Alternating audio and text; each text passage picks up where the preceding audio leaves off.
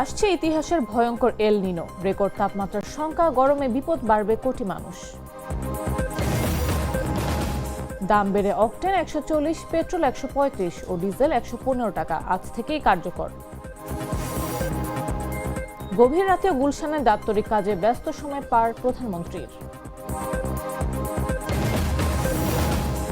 Hormuz প্রণালীতে দুটি ভারতীয় জাহাজে গুলি, ইরানের রাষ্ট্রদূতকে তলব।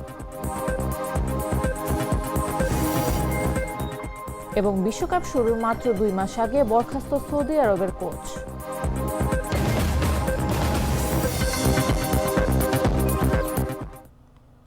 সকাল 9টা নিউজে সবাইকে আমন্ত্রণ। সাথে আছে আমি নাফিস আব্দুল্লাহ।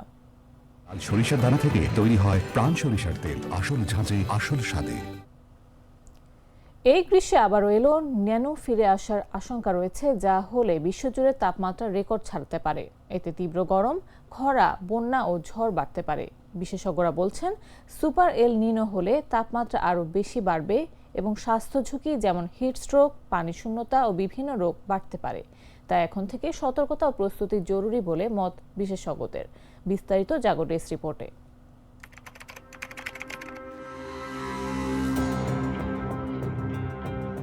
এই গ্রীষ্মে আবারও ফিরতে পারে এল নিনো, আর সেটি যদি অস্বাভাবিক শক্তিশালী হয় তাহলে বিশ্বজুড়ে তাপমাত্রা নতুন রেকর্ড ছুঁতে পারে বলে সতর্ক করছেন আবহাওয়া বিশেষজ্ঞরা।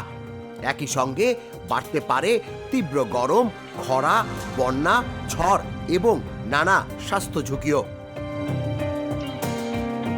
এখন প্রশ্ন হলো, এল নিনো আসলে কি? এল নিনো হলো প্রশান্ত মহাসাগরের মধ্য ও পূর্ব অংশের সমুদ্রপৃষ্ঠের পানি স্বাভাবিকের তুলনায় উষ্ণ হয়ে ওঠা। এতে বৈশ্বিক আবহাওয়ায় বড় ধরনের পরিবর্তন দেখা দেয়। যুক্তরাষ্ট্রের ক্লাইমেট প্রেডিকশন সেন্টার বলছে, চলতি গ্রীষ্মে এল নিনো তৈরির সম্ভাবনা 62%।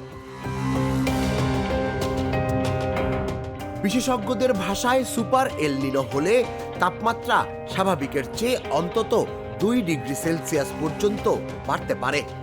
আলবানি বিশ্ববিদ্যালয়ের অধ্যাপক ডক্টর পল রাউন্ডি আশঙ্কা প্রকাশ করে বলেন, 140 বছরের মধ্যে অন্যতম শক্তিশালী এল নিনো ঘটতে পারে এবার। স্বাস্থ্য বিশেষজ্ঞরা বলছেন, অতিরিক্ত গরমে হিট স্ট্রোক, পানি শূন্যতা, শ্বাসকষ্ট, হৃদরোগ জটিলতা ও ডায়রিয়ার ঝুঁকি বাড়ে। শিশু, বয়স্ক ও দীর্ঘমেয়াদী রোগীরা থাকবেন সবচেয়ে বেশি ঝুঁকিতে। অন্যদিকে ভারী বৃষ্টিপাত হলে ডেঙ্গু, ম্যালেরিয়া ও পানিবাহিত রোগও বাড়তে পারে।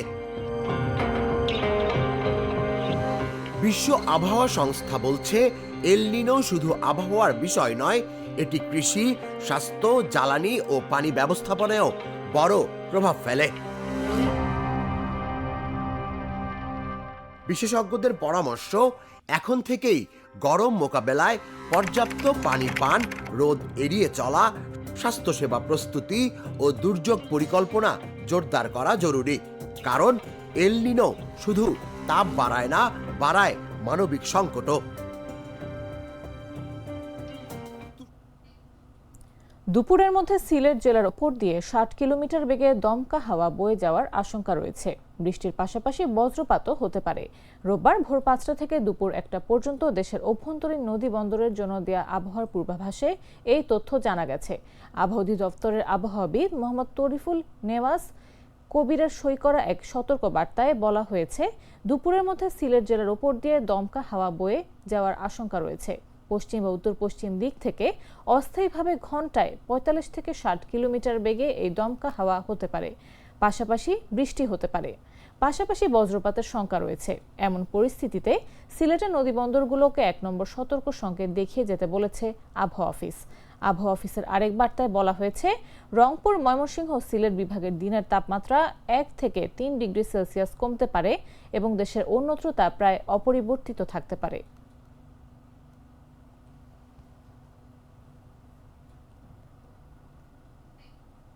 বিশ্ববাজারের সঙ্গে সামঞ্জস্য রেখে দেশে ভোক্তা পর্যায়ে ডিজেল, কেরোসিন, অকটেন ও পেট্রোলের দাম বাড়িয়েছে সরকার। নতুন নির্ধারিত এই দাম আজ থেকে সারা দেশে কার্যকর হবে। শনিবার বিদ্যুৎ, জ্বালানি ও খনিজ সম্পদ মন্ত্রণালয় থেকে পাঠানো এক সংবাদ বিজ্ঞপ্তিতে এই মূল্য সমন্বয়ের কথা জানানো হয়। এতে বলা হয়, ডিজেলের বিক্রয় মূল্য প্রতি লিটার 100 টাকা থেকে 15 টাকা বাড়িয়ে 115 টাকা ও অকটেন 120 টাকা থেকে 20 টাকা বাড়িয়ে 140 টাকা পুনর্নির্ধারণ করা হয়েছে। এছাড়া পেট্রোলের দাম 116 টাকা থেকে 19 টাকা বাড়িয়ে 135 টাকা এবং কেরোসিনের দাম 112 টাকা থেকে 18 টাকা বাড়িয়ে 130 টাকা পুনর্নির্ধারণ বা সমন্বয় করা হয়েছে। বিদ্যুৎ, জ্বালানি ও খনিজ সম্পদ মন্ত্রণালয় জানিয়েছে, নতুন এই দাম কার্যকর হওয়ার ফলে রোববার থেকে দেশের সব ফিলিং স্টেশন ও পরিবেশক পর্যায়ে এই নির্ধারিত মূল্যে জ্বালানি তেল বিক্রি করতে হবে। এদিকে দেশের বাজারে জ্বালানি তেলের দাম বাড়ানোয় সরকারকে সাধুবাদ জানিয়েছে বাংলাদেশ পেট্রোল পাম্প মালিক সমিতি।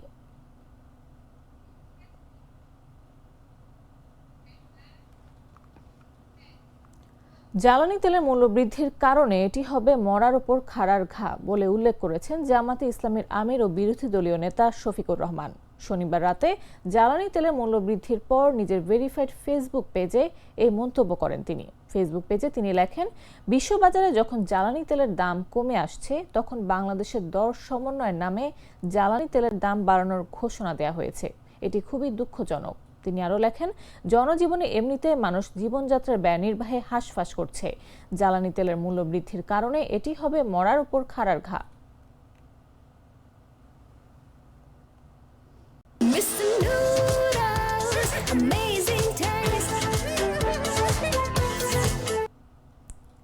ত্রয়োদশ জাতীয় সংসদ নির্বাচনে সংরক্ষিত নারী আসনের মনোনয়ন প্রত্যাশীদের সাক্ষাৎকার কার্যক্রম শেষে গভীর রাতেও রাজধানীর গুলশানে নিজ রাজনৈতিক কার্যালয়ে অবস্থান করে দাপ্তরিক কাজে ব্যস্ত সময় পার করেন প্রধানমন্ত্রী ও বিএনপি চেয়ারম্যান তারেক রহমান।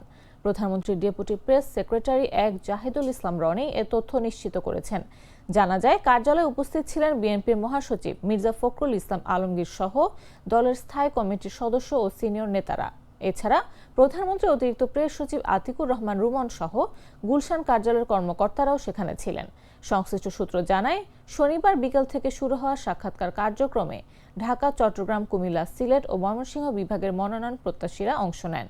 ওই কার্যক্রম শেষ হওয়ার পর দলীয় দাপ্তরিক বিভিন্ন বিষয়ে কাজ করেন তারেক রহমান।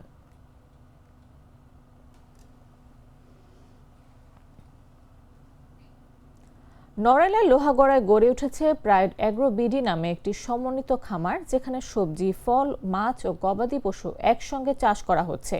উদ্যোক্তা রফিকুল ইসলাম শুরু করেছিলেন মাত্র 2 বিঘা জমিতে, যা এখন বেড়ে হয়েছে প্রায় 40 বিঘা।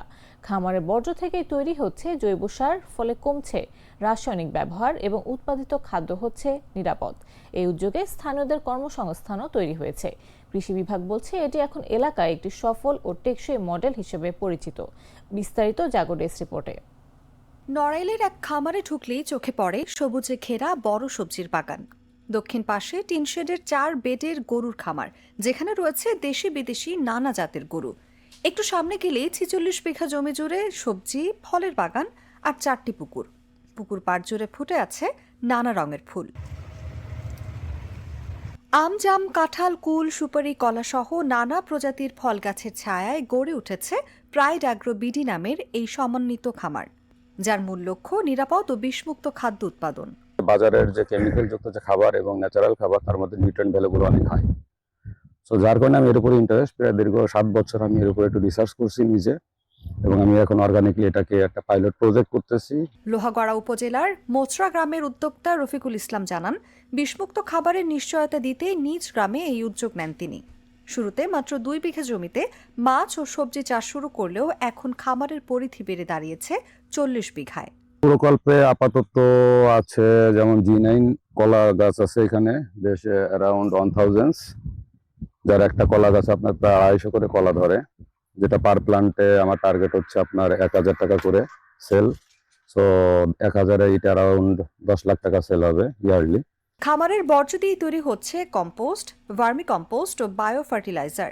এতে মাটির উর্বরতা বাড়ছে, কমছে রাসায়নিক সারের ব্যবহার, আর ফসল হচ্ছে নিরাপদ ও টেকসই। ভার্মি কম্পোস্ট প্ল্যান্ট, যেটাকে বাংলায় বলা আছে কেঁচো সার, কারণ যেহেতু আমি বাইরে থেকে কিছু আনি না, আমার নিজস্ব ন্যাচারাল ইনগ্রিডিয়েন্ট ইউজ করে আমি কেঁচো সার বানাচ্ছি, এবং যেটা আমার গাছের খাবারের জন্য ইউজ করা হয়। খামারটিতে প্রতিদিন 4 থেকে 5 জন স্থায়ী কর্মী কাজ করেন। পাশাপাশি স্থানীয়রাও শ্রমিক হিসেবে কাজের সুযোগ পাচ্ছেন। এতে যেমন বেকারত্ব কমছে, তেমনি তৈরি হচ্ছে আত্মকর্মসংস্থানের পথ। এখানে এই 1.5 বছর মতো চাকরি করি। আমরা এখানে পার্মানেন্ট 5 জন চাকরি করি, মাসিক বেতন আর এমনি ছোট কিষাণ অন্য দেখা গেল দিন মজুরিরা আছে 7-8 জন। মোট এভারেজ মিলে আমরা 18-20 জন লোক ডেইলি কাজ করি এখানে। কৃষি বিভাগ বলছে এই ফার্ম এলাকায় ইতোমধ্যে ব্যাপক সাড়া ফেলেছে। সফল কৃষি উদ্যোক্তা হিসেবে প্রতিষ্ঠিত হয়েছে।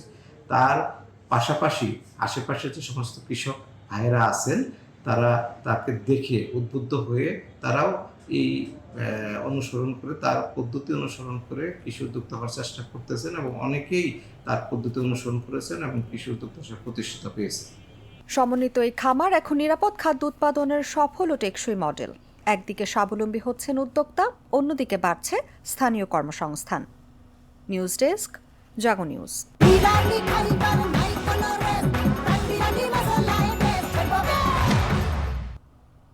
জানাবো আন্তর্জাতিক সংবাদ।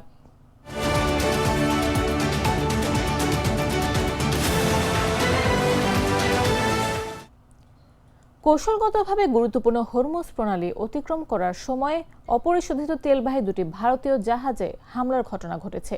শনিবার এই হামলার কথা নিশ্চিত করেছে ভারতের সরকারি একটি সূত্র।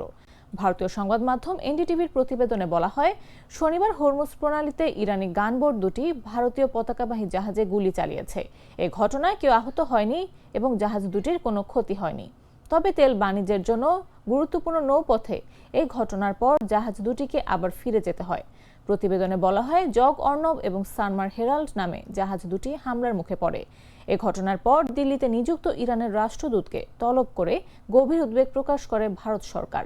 একই সাথে ভারতের উদ্দেশ্যে আসা সমস্ত বাণিজ্যিক জাহাজের নিরাপদ যাতায়াত নিশ্চিত করার জন্য ইরানের প্রতি আহ্বান জানিয়েছে দিল্লি। যুক্তরাষ্ট্রের নৌ অবরোধ অব্যাহত থাকায় শনিবার দুপুরে গুরুত্বপূর্ণ নৌপথটি ফের বন্ধ ঘোষণা করে ইরান।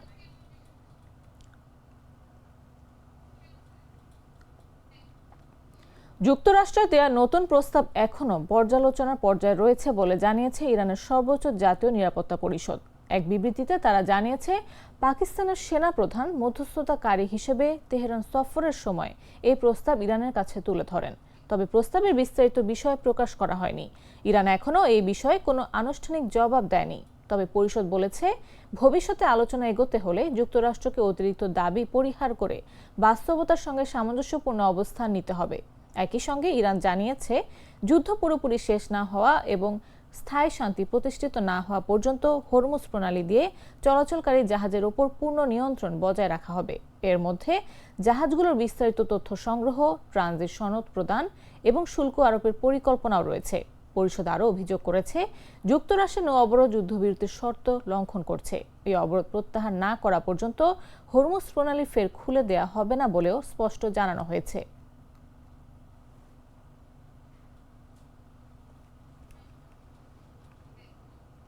এবারে খেলার খবর।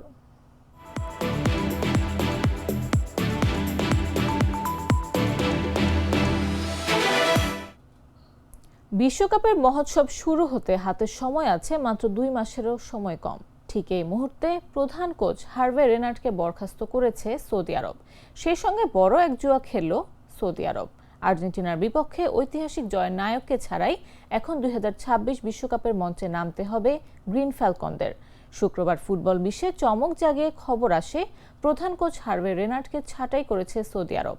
ফরাসি সংবাদ মাধ্যম আরএমসি স্পোর্ট প্রথমে খবরটি প্রকাশ করে এবং পরবর্তীতে রেনার্ড নিজে বার্তা সংস্থা এফপির কাছে বিষয়টি নিশ্চিত করেছেন। 57 বছর বয়সী ফরাসি ট্যাকটিশিয়ান 2024 সালে দ্বিতীয় মেয়াদে সৌদি আরবের দায়িত্ব নিয়েছিলেন। এর আগে 2022 কাতার বিশ্বকাপে তার অধীনেই সৌদি আরব ইতিহাস গড়েছিল। আগামী বিশ্বকাপে সৌদি আরব খেলবে গ্রুপ এইচে। সেখানে তাদের প্রতিপক্ষ হিসেবে আছে শক্তিশালী স্পেন, উরুগুয়ে এবং কেপ ভার্দে। আগামী 15 জুন উরুগুয়ের বিপক্ষে ম্যাচ দিয়ে সৌদি আরবের বিশ্বকাপ মিশন শুরু হওয়ার কথা।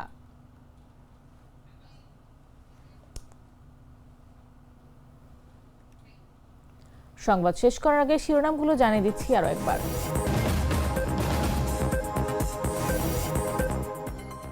আসছে ইতিহাসের ভয়ঙ্কর এল নিনো, রেকর্ড তাপমাত্রার সংখ্যা, গরমে বিপদে পড়বে কোটি মানুষ।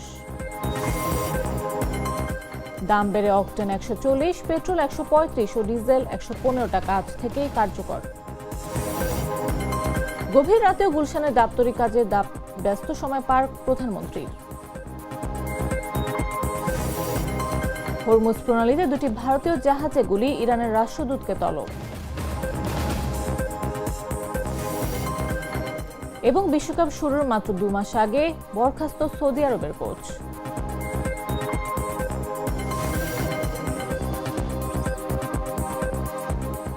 দর্শক, এই ছিল এখনকার মতো। এরপর দেখবেন বেলা 11টা নিউজ। প্রতি মুহূর্তে সর্বশেষ খবর পেতে ভিজিট করুন jagonews24.com, ফলো করুন আমাদের ভেরিফাইড ফেসবুক পেজ এবং সাবস্ক্রাইব করুন জাগো নিউজের ইউটিউব চ্যানেল। এতক্ষণ সাথে থাকার জন্য ধন্যবাদ সবাইকে।